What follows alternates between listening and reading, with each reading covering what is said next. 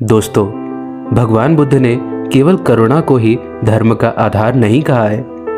करुणा का अर्थ दुखी आदमियों के प्रति दया किया जाना है। बुद्ध ने इससे और आगे बढ़कर मैत्री की शिक्षा दी है। मैत्री का मतलब है प्राणियों के प्रति दया। बुद्ध चाहते थे कि आदमी दुखी मनुष्य के प्रति करुणा की भावना रखने से भी आगे बढ़कर सभी प्राणियों के प्रति मैत्री की भावना रखे। जिस समय भगवान बुद्ध श्रावस्ती में विराजमान थे, उस समय अपने एक प्रवचन में उन्होंने यह बात अच्छी तरह से स्पष्ट कर दी थी। मैत्री के बारे में बोलते हुए भगवान बुद्ध ने भिक्षुओं को कहा, मान लो एक आदमी पृथ्वी खोदने के लिए आता है, तो क्या पृथ्वी उसका विरोध करती है? भिक्षु ने उत्तर दिया, भगवान नहीं। मान लो एक आदमी हजारों रंग लेकर आकाश में चित्र बनाना चाहता है, क्या तुम्हें लगता है कि वह बना सकेगा? भगवान नहीं। फिर भगवान बुद्ध ने पूछा, क्यों? भिक्षु बोले, क्योंकि आकाश काला नहीं है। गौतम बुद्ध बोले, इसी प्रकार तुम्हारे मन में भी कुछ कालिक नहीं होनी चाहिए। यह कालिक तुम्हारे राग द्वेष से उत्पन्न होती है। मान लो एक आदमी जलती हुई मशाल लेकर गंगा नदी में आग लगाने आता है, तो क्या वह आग लगा सकेगा? भिक्षु बोले, भगवान नहीं। बुद्ध ने बोला, ऐसा क्यों? भिक्षु ने उत्तर दिया, क्योंकि गंगा जल में जलने का गुण ही नहीं है। अपना प्रवचन समाप्त करते हुए तथागत ने कहा, भिक्षुओं, जैसे पृथ्वी आघात महसूस नहीं करती और विरोध नहीं करती, जिस प्रकार हवा में किसी प्रकार की प्रतिक्रिया नहीं होती, जिस प्रकार गंगा नदी का जल अग्नि से अप्रभावित रहकर बहता रहता है, इसी प्रकार हे भिक्षुओं, यदि तुम्हारा कोई अपमान भी कर दे, यदि तुम्हारे साथ कोई अन्याय भी करे, तो भी तुम अपने विरोधियों के प्रति मैत्री की भावना अपनाए रखो। भिक्षुओं, मैत्री की धारा हमेशा प्रवाहित रहनी चाहिए। तुम्हारा मन पृथ्वी की तरह दृढ़ हो, वायु की तरह स्वच्छ हो और गंगा नदी की तरह गंभीर हो। यदि तुम मैत्री का अभ्यास रखोगे तो कोई तुम्हारे साथ कैसा भी गलत व्यवहार करे, तुम्हारा मन विचलित नहीं होगा, क्योंकि विरोधी लोग जल्दी ही थक जाएंगे।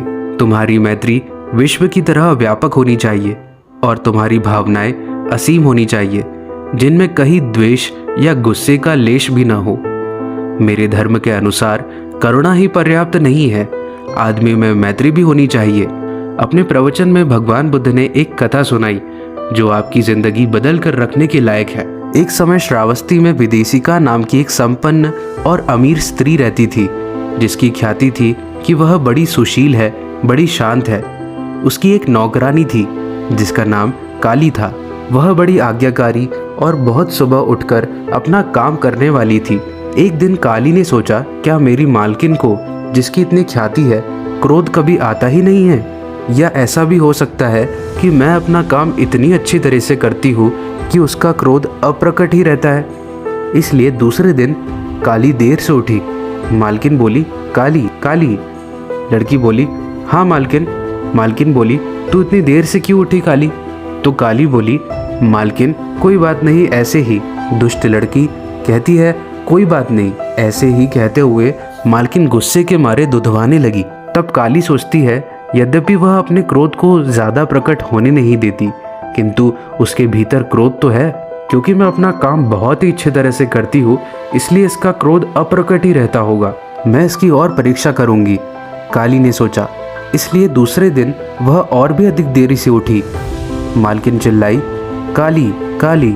लड़की बोली, हाँ मालकिन। मालकिन बोली, तू इतनी देर से क्यों उठी? तो काली ने बोला, मालकिन कोई बात नहीं, ऐसे ही। मालकिन बोली, दुष्ट लड़की, इतनी अधिक देरी से उठना और ऊपर से ये बोलना कि कोई बात नहीं, ऐसे ही। मालकिन इतना बोली और गुस्से में आकर मालकिन ने दरवाजे की अर्गल निकालकर लड़की के सिर पर दे मारी। लड़की के सिर से खून बहने लगा।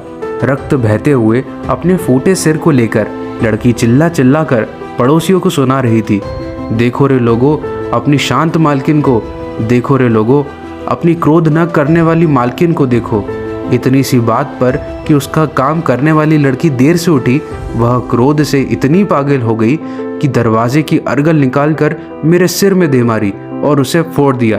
परिणाम स्वरूप विदेशिका मशहूर हो गई कि वह बड़ी अशांत है, बड़ी क्रोधी स्वभाव की है, शांति और विनम्र तो है ही नहीं। इसी तरह से कोई भिक्षु भी बड़ा शांत और विनम्र रह सकता है जब तक उसे अप्रसन्न करने वाली बात न कही जाए। लेकिन किसी भिक्षु में मैत्री है या नहीं, इसकी परीक्षा तभी होती है जब उसके विरोध में कोई कुछ कहता है। इसके आगे तथागत बुद्ध ने कहा, मैं उस भिक्षु को मैत्री भाव संपन्न नहीं कहता जो केवल भोजन वस्त्र प्राप्त करने के लिए मैत्री प्रदर्शित करता है। मैं उसे ही सच्चा भिक्षु कहता हूँ जिसकी मैत्री का मूल स्रोत उसका धर्म है। भिक्षुओं, कोई भी पुण्य कर्म मैत्री भावना के 16वें हिस्से के भी बराबर नहीं है। मैत्री सबको अपने अंतर्गत ले लेती है, यह प्रकाशमान होती है। भिक्षुओं, जिस प्रकार सभी तारों का प्रकाश मिलकर भी अकेले चंद्रमा के प्रकाश के 16वें हिस्से के भी बराबर नहीं है, इसी प्रकार भिक्षुओं, कोई भी पुण्य कर्म मैत्री भावना के 16वें हिस्से के भी बराबर नहीं है। तो दोस्तों, कुछ इस प्रकार तथागत बुद्ध ने मैत्री को अपने धम्म में इतना बड़ा पद दिया है। दोस्तों, मैत्री की मदद से आप किसी भी इंसान को जीत सकते हैं या फिर किसी भी दुष्ट आदमी से बच सकते हैं। दोस्तों, वीडियो अच्छी लगी हो तो प्लीज़ वीडियो को लाइक और चैनल पर नए हैं तो हमारे यूट्यूब चैनल द अम्बेडकराइट बौद्ध को सब्सक्राइब जरूर कर दीजिए। धन्यवाद। नमो बुद्धाय। जय भीम।